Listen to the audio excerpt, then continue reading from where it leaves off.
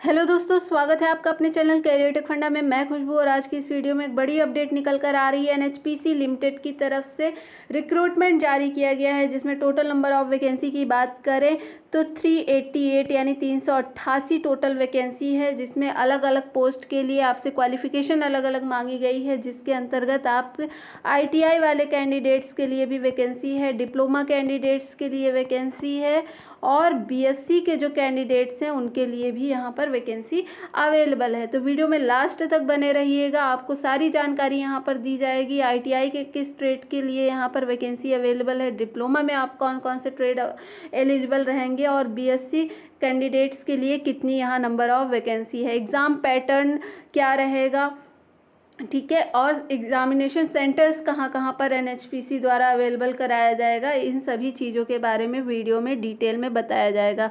तो वीडियो में लास्ट तक बने रहिएगा और अगर आपने हमारे चैनल को अभी तक सब्सक्राइब नहीं किया है तो ज़रूर से सब्सक्राइब कर लीजिए ऐसी ही जॉब अपडेट सबसे पहले पाने के लिए। तो आइए वीडियो को स्टार्ट करते हैं। और ये पहली जो वैकेंसी है जूनियर इंजीनियर सिविल के लिए है, जहाँ पर आपसे क्वालिफ़िकेशन क्या मांगी गई है तो 3 ईयर डिप्लोमा आपका होना चाहिए, रेगुलर डिप्लोमा होना चाहिए इन सिविल इंजीनियरिंग में विथ मिनिमम 60% मार्क्स। और जो SC/ST कैंडिडेट्स हैं, PWBD कैंडिडेट्स हैं, उनके लिए यहाँ पर 50% मार्क्स मिनिमम होना चाहिए डिप्लोमा में, ठीक है। और यहाँ पर एज लिमिट की अगर मैक्सिमम एज की बात करें तो यहाँ पर 30 साल मैक्सिमम एज जनरल कैंडिडेट्स के लिए है। यहाँ पर SC/ST को 5 साल की एज रिलैक्सेशन मिल जाएगी और OBC कैंडिडेट्स को यहाँ पर 3 साल की एज रिलैक्सेशन मिल जाएगी। टोटल नंबर ऑफ वैकेंसी की बात करें civil engineering JEE civil engineering के लिए तो 149 यानी 149 वैकेंसी टोटल यहाँ पर है सिविल इंजीनियरिंग में, ठीक है। और कैटेगरी वाइज ये वैकेंसी डिटेल है, आप इसे देख लीजिएगा, इसमें से 6 वैकेंसी आपके बैकलॉग यानी पिछले साल की जो खाली सीटें थी उनके लिए रहेंगी और 143 जो है आपकी करंट वैकेंसी है, फ्रेशर्स के यहाँ पर अप्लाई कर सकते हैं। फुल टाइम जॉब है, आपका परमानेंट जॉब है। और यहाँ पर सैलरी भी आप देख सकते हैं 29,600 से 1,19,500 आपका बेसिक पे लेवल रहने वाला है। तो सैलरी भी JEE की पोस्ट है आपकी, बहुत ही अच्छी खासी यहाँ पर सैलरी अवेलेबल है। नेक्स्ट पोस्ट है आपकी जूनियर इंजीनियर इलेक्ट्रिकल के लिए यानी JEE इलेक्ट्रिकल के लिए आपका पे लेवल सेम ही रहेगा 29,600 से 1,19,500 रुपये। और यहाँ पर 3 साल का आपका रेगुलर डिप्लोमा होना चाहिए इलेक्ट्रिकल इंजीनियरिंग में विथ 60% मार्क्स, सेम चीज़ें वही है आपकी। मिनिमम एज भी यहाँ पर 30 ईयर्स जनरल कैंडिडेट्स के लिए होनी चाहिए। नंबर ऑफ वैकेंसी की बात करें तो यहाँ तो 74 वैकेंसी आपकी इलेक्ट्रिकल में अवेलेबल है JEE पोस्ट के लिए। नेक्स्ट वैकेंसी है आपकी जूनियर इंजीनियर मैकेनिकल के लिए, तो क्वालिफिकेशन आपकी सेम रहेगी। मैकेनिकल इंजीनियरिंग में आपका 3 साल का डिप्लोमा होना चाहिए और यहाँ पर आपकी सैलरी भी सेम रहने वाली है। यहाँ पर मैं एक बात बता दूँ, सभी चीज़ों में जो है बीटेक कैंडिडेट्स यहाँ पर फ्रेशर नहीं अप्लाई कर सकते हैं। कौन अप्लाई कर सकता है? जो लेटरल एंट्री वाले हैं यानी जिन्होंने डिप्लोमा 3 साल का कंप्लीट करके तब बीटेक किया है, तो वो कैंडिडेट्स यहाँ पर अप्लाई कर सकते हैं, लेकिन सिर्फ बीटेक वाले स्टूडेंट्स यहाँ पर अप्लाई नहीं कर पाएंगे। मैकेनिकल की बात करें, JEE मैकेनिकल में total number of vacancy 63 available है। Junior engineer electronics and communication में तो जो है इसमें भी आपका 3 साल का डिप्लोमा होना चाहिए, ठीक है। एज लिमिट 30 साल जो होती है जनरल कैंडिडेट्स के लिए और टोटल नंबर ऑफ वैकेंसी यहाँ पर 10 अवेलेबल है। नेक्स्ट पोस्ट जो है वो आपका सुपरवाइज़र IT के लिए है। यहाँ पर पे लेवल आपका 29,600 से 1,19,500 रुपये ही है। इसमें आपसे क्वालिफिकेशन क्या मांगी गई है? Regular graduate with DOEA CCA level course from government, ठीक है, रिकॉग्नाइज बोर्ड से मिनिमम 60% मार्क्स के साथ, और या फिर आपका 3 ईयर रेगुलर पॉलीटेक्निक डिप्लोमा होना चाहिए कंप्यूटर साइंस या फिर IT में, ठीक है। और या तो फिर आपके पास क्या होना चाहिए? BCA या BSc होना चाहिए, ठीक है। तो यहाँ पर 3 तरह की क्वालिफ़िकेशन दी गई है। इनमें से जो भी आपके पास एलिजिबल हैं यानी यहाँ पर बीएससी कैंडिडेट्स भी जो है अप्लाई कर सकते हैं। बीएससी आपका कंप्यूटर साइंस या फिर आईटी से होना चाहिए फ्रॉम रिकॉग्नाइज्ड बोर्ड से।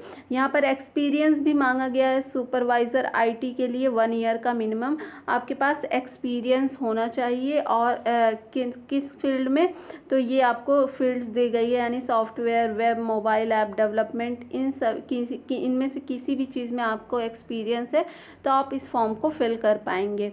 ठीक है। और यहाँ पर higher technical qualification like MCA, MSc, तो ये लोग यहाँ पर अप्लाई नहीं कर सकते हैं। इसमें total number of vacancy 9 available है। सुपरवाइजर सर्वेयर के लिए यहाँ पर 29,600 से 1,19,500 रुपये रहेगा। और यहाँ पर 3 ईयर का आपका फुल टाइम रेगुलर डिप्लोमा होना चाहिए, किसमें सर्वेइंग, सर्वेयर, इंजीनियरिंग में होना चाहिए, मिनिमम 60% मार्क्स। और इसमें भी एक्सपीरियंस आपसे मांगा गया है। ठीक है।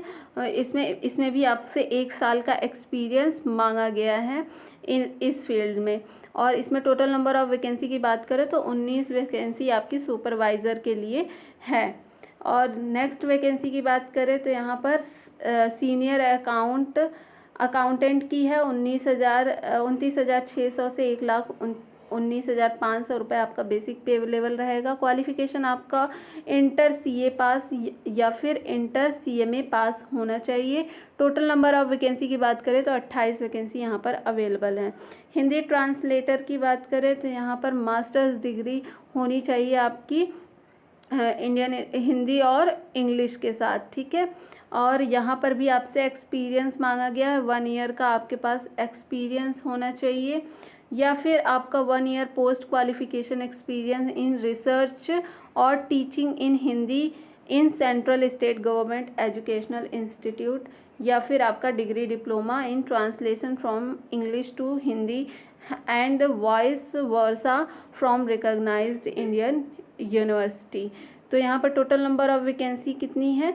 14 वैकेंसी है हिंदी ट्रांसलेटर के लिए। फिर यहाँ पर ड्राफ्ट्समैन सिविल के लिए वैकेंसी है, जिसकी आपकी जो पे लेवल रहेगा 25,000 से 85,000 रुपये आपका बेसिक पे लेवल रहेगा। क्वालिफिकेशन आपसे क्या मांगी गई है? 10th पास और ITI इन ड्राफ्ट्समैन सिविल में होना चाहिए, NCVT विथ NTC या फिर NTC NAC यानी नेशनल ट्रेनिंग सर्टिफिकेट या फिर नेशनल अप्रेंटिसशिप सर्टिफिकेट होना चाहिए। ITI आपका होना चाहिए ड्राफ्ट्समैन सिविल में। NCVT वाले स्टूडेंट्स यहाँ पर अप्लाई कर सकते हैं। SCVT स्टूडेंट्स के लिए यहाँ पर कोई जिक्र नहीं किया गया है। टोटल नंबर ऑफ वैकेंसी की बात करें तो 14 वैकेंसी यहाँ पर अवेलेबल है। और आपका एज लिमिट भी सेम रहेगा, 30 साल फॉर जनरल कैंडिडेट्स, और SC/ST कैंडिडेट्स को 5 साल का एज रिलैक्सेशन, और OBC कैंडिडेट्स को यहाँ पर 3 साल का एज रिलैक्सेशन मिल जाएगा। नेक्स्ट वैकेंसी है आपका ड्राफ्ट्समैन इलेक्ट्रिकल या फिर मैकेनिकल। तो यहाँ पर आपसे क्वालिफिकेशन क्या मांगी गई है? मैट्रिकुलेशन यानी 10th आपका पास होना चाहिए, और ITI ड्राफ्ट्समैन मैकेनिकल या फिर इलेक्ट्रिकल ट्रेड में आपका ITI होना चाहिए from NCVT student with NTC या फिर NAC। Total number of vacancy की बात करें तो 8 वैकेंसी अवेलेबल हैं। ठीक है। तो यहाँ पर आपको परमानेंट जॉब मिल रही है और आपका पे लेवल भी बहुत ही अच्छा खासा रहेगा। और NHPC आपकी क्या है? मिनी रत्ना कंपनी है। अब यहाँ पर एग्ज़ामिनेशन सिटीज़ की बात कर लेते हैं। एग्ज़ामिनेशन सिटी कहाँ कहाँ पर रहेगा, कहाँ पर आपको एग्ज़ाम देने का मौका मिलेगा? तो अहमदाबाद, बेंगलुरु, भोपाल, भुवनेश्वर, चंडीगढ़, चेन्नई, देहरादून, दिल्ली, गंगटोक, गुवाहाटी, हैदराबाद, ईटानगर, जयपुर, जम्मू, कोलकाता, लखनऊ, मुंबई और रांची, इन 18 शहरों में जो है आपको एग्ज़ामिनेशन सेंटर्स देखने को मिलेंगे। यहाँ पर आपको एग्ज़ाम देने जाना पड़ेगा। अब यहाँ पर मीडियम क्या रहेगा आपका एग्ज़ामिनेशन का? तो हिंदी और इंग्लिश दोनों ही लैंग्वेज में आपको एग्ज़ाम जो है क्वेश्चंस मिल जाएंगे। एग्ज़ाम ड्यूरेशन कितने घंटे का रहेगा? तो 3 घंटे का रहेगा, यानी 180 मिनट का आपका एग्ज़ाम ड्यूरेशन रहेगा। टोटल नंबर ऑफ मार्क्स कितने रहेंगे? 200 मार्क्स का आपका क्वेश्चन पेपर रहेगा। एक ही पेपर यहाँ पर करवाया जाएगा और नो इंटरव्यू, कोई भी इंटरव्यू नहीं, डायरेक्ट आपका इस एक पेपर के बेस पर आपकी मेरिट बनेगी और आपका सिलेक्शन होगा। अब यहाँ पर देख लेते हैं जो फॉर जूनियर इंजीनियर यानी जूनियर इंजीनियर के लिए, सुपरवाइज़र आईटी के लिए, सुपरवाइज़र सर्वेयर के लिए, और सीनियर अकाउंटेंट ड्राफ्ट्समैन सिविल या फिर ड्राफ्ट्समैन इलेक्ट्रिकल मैकेनिकल के लिए पेपर में कितने नंबर ऑफ़ क्वेश्चन प्रोवाइड किए जाएंगे, तो 200 क्वेश्चन इन सभी पोस्ट के लिए प्रोवाइड किए जाएंगे। 200 क्वेश्चन में कौन कौन से सब्जेक्ट से रहेंगे, तो पार्ट 1 में आपका 140 क्वेश्चंस रहेंगे। 140 क्वेश्चन किससे रहेंगे, आपके रिलेटेड डिसिप्लिन से, ठीक है। यानी अगर आप मैकेनिकल से हैं तो जेई में मैकेनिकल से आपके 140 क्वेश्चन रहेंगे, इलेक्ट्रिकल से हैं तो इलेक्ट्रिकल से, ड्राफ्ट्समैन सिविल से हैं तो उससे 140 क्वेश्चंस रहेंगे। तो इसी तरह आपके रिलेवेंट सब्जेक्ट से जो है 140 क्वेश्चन देखने को मिलेंगे। पार्ट 2 में आपको 30 क्वेश्चन देखने को मिलेंगे जनरल अवेयरनेस से, और 30 क्वेश्चन पार्ट 3 में आपको देखने को मिलेंगे रीजनिंग से, ठीक है।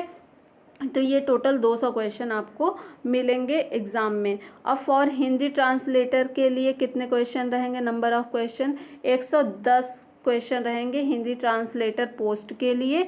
पार्ट 1 में आपको 40 एमसीक्यू एंड 10 डिस्क्रिप्टिव टाइप जो है क्वेश्चंस देखने को मिलेंगे आपके डिसिप्लिन से। पार्ट 2 में consist of 30 MCQ general awareness से रहेंगे और 30 क्वेश्चन आपके रीजनिंग से रहेंगे।